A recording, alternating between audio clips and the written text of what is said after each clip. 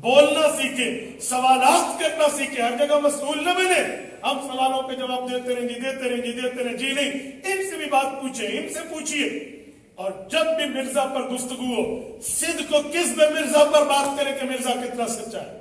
اچھا، یہاں بھی قادیانی ایک شبہ ڈالتے ہیں۔ جب ہم کہتے ہیں نا مرزے کی زندگی بدبودار ہے، لوگ ناک پہ کپڑا رکھ کے گزریں گے اگر اس کی زندگی کھل گئی، یہ ایسا غلیظ زندگی رکھنے والا ہے، تو قادیانیوں نے ایک بات دی ہوئی اور ہمارے کالج یونیورسٹی کے نوجوان متاثر ہے، جی پرسنل اٹیک نہ کریں، جی ذاتی اعتراض نہ کریں۔ کیوں؟ ذاتی زندگی ہر کسی کی اپنی ہے، پرسنل لائف ہے، اس پہ بات نہ کریں، نظریہ کنسپٹ پہ بات کریں۔ میں ان لوگوں کو کہتا ہوں کہ تمہارے دل میں دین کا درد تو ہے لیکن دین کا علم نہیں ہے۔ سنو، نبی کون ہوتا ہے اور عام مولوی کون ہوتا ہے؟ مولوی وہ ہے جس کی ذات کو زیر باس نہیں لایا جاتا، اس کی بات کو زیر باس لاتے ہیں۔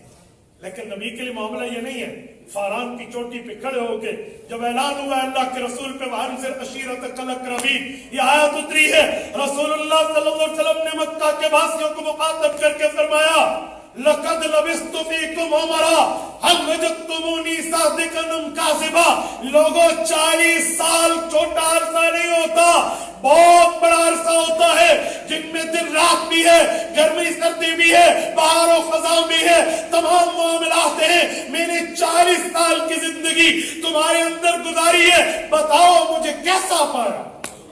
صادقا ام کاذبا، کیسا پایا؟ جربناک غیر مرہ وما وجدنا فیک الا صدقا۔ آزمانا چاہا تو کئی بار آزمایا، آمنہ کے در یتیم ہم نے آپ کو سچا ہی سچا پایا۔ حضور نے اپنی ذات منوائی، پھر اپنی بات پیش کی، قولوا لا الہ الا اللہ تفلحوا۔ پتا چلا نبی وہ ہے جس کی پہلے ذات دیکھتے ہیں پھر اس کی بات دیکھتے ہیں۔ مرزے نے دعویٰ مولویت کا نہیں کیا کہ اس کی ذاتی زندگی زیر باس نہ آئے، اس نے دعویٰ نبوت کا کیا ہے، پہلے اس کی ذات کو دیکھیں گے پھر اس کی بات کو دیکھیں گے۔